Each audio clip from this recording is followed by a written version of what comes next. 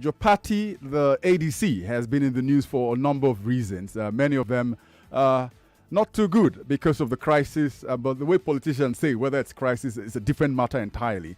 So help us understand what is happening with your party, the presidential candidate, Dumebi Kachuku, you, the vice presidential candidate, Ahmed Buhari.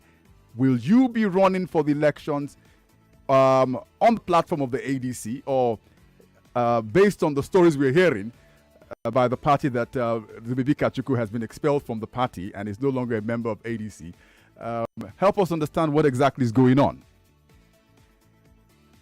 Thank you for the opportunity. In all honesty, political parties are bound to have this kind of situations. In most cases, I term them as contests for superiority. But most importantly, with regards to the situation in the African Democratic Congress, I think His Excellency Dumebi Kachuku, the presidential candidate of the African Democratic Congress, is deciding to do things differently. And the system that we are all itching to change is fighting back and fighting back very hard. Clearly, the former national chairman of the African Democratic Congress has been there for about 17 years. And obviously, he doesn't want the constitution to take its course. What is expected of somebody in the party or the National Working Committee of the party is to have elective convention after every 4 years. This is the 4th year, and he has been asked to sit down for a convention where new officers will be elected. He shied away from it, and he decided to give himself an extra 1 year. Now, Dumebi Kachuku, the presidential candidate of the party, is saying that is unacceptable. I think what the right thing for us to do is to have an elective convention where everybody will be subjected to the exercise. For the former national chairman and his cohorts, for them, it's a question of how they can extend all of this to another election year and do what they're used to doing.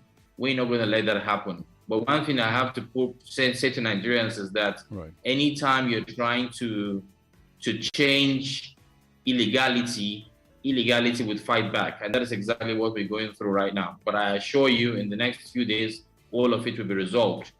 With the question of whether we're still contesting on the platform of the African Democratic Congress, nothing can change that. According to the constitution of INEC, all the presidential candidates and the vice presidential candidates are on the ballot, except they decide to withdraw or as a result of death.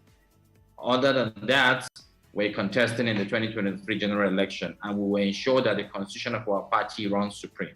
Are you saying that when the campaign kick off, everyone in your party will be on the same page going forward with the manifesto everyone of the party? Everyone on the party is on the same page, except for those whose tenure have elapsed. Their tenure elapsed on the 21st of August, and they're trying to push whatever they can push to remain in the system.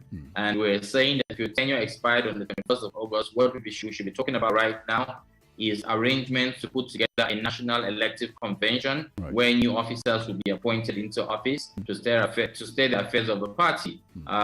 Their failure to recognize that clearly means that they do not understand the constitution. And so for everybody that is contesting in the party, talking about the nearly 340 candidates from the president down to the assembly members, are all bona fide contestants, and they are not shaking. As we speak, we are actually reading out our campaign programs, and a lot of states have already started doing a lot of things across the country. Our billboards are standing in the different states of the country. It means that we're in for serious business.